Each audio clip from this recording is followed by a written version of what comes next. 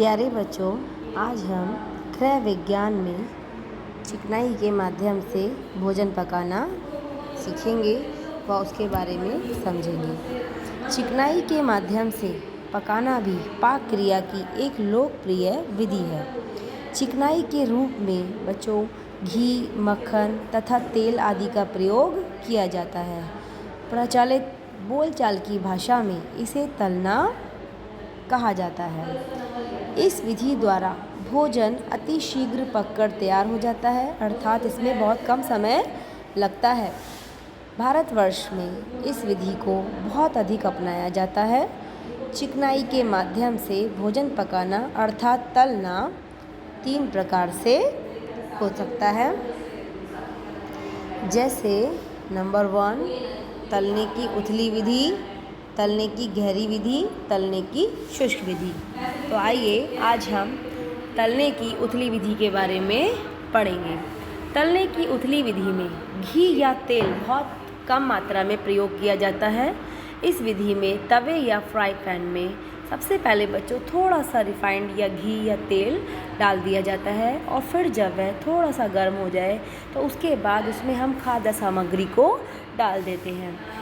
घी या तेल की केवल उतनी ही मात्रा डाली जाती है जितनी मात्रा से तवे आदि पर वह चिपके ना और हमारी खाद्य वस्तु पक भी जाए।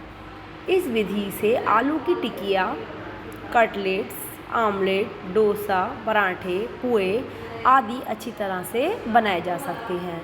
इस विधि से तलते समय आग अधिक तेज नहीं होनी चाहिए, क्योंकि यदि हमने आग तेज कर दी तो अब हम देख सकते हैं कि हमने उसमें घी की तेल की मात्रा कम डाली है। जब हम घी और तेल की मात्रा कम डालेंगे और उसको तेज आंच पर पकाएंगे तो खाद्य सामग्री को जलने का डर रहेगा।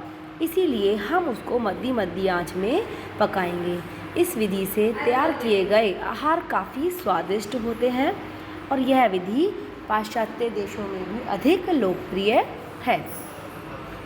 आइए अब हम तलने की दूसरी विधि के बारे में, चिकनाई की दूसरी विधि के बारे में पढ़ेंगे, जो कि है तलने की गहरी विधि। प्यारे बच्चों, गहरी विधि देखो नाम से ही पता चल रहा है कि इसमें किस तरह का भोजन कैसे बनेगा। तलने की गहरी विधि में कढ़ाई नामक बर्तन का प्रयोग किया जाता है।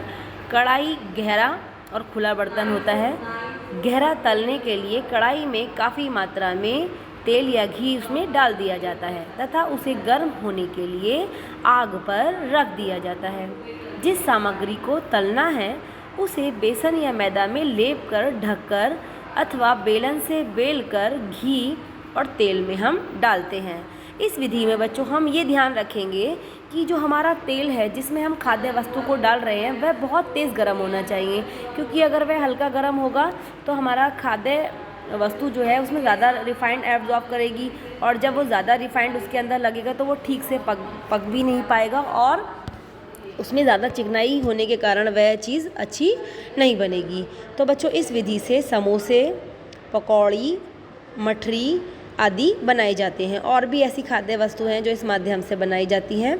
इस विधि से तलते समय हमें ये ध्यान रखना चाहिए कि कढ़ाई घी से लगभग आधी भरी होनी चाहिए, जिससे कि सामग्री ढकने या उफान आने से बाहर ना निकल पाए। हम कढ़ाई में देखते हैं कि वो इतनी गहरी होती है, उसमें इतना लगभग कढ़ाई में घी भरा होना चाहिए कि हम जो चीज़ उसके अंदर डाल रहे हैं, यानी कि कोई भी सामग्री हम उसके अंदर डाल रहे हैं तो वह बाहर ना निकले।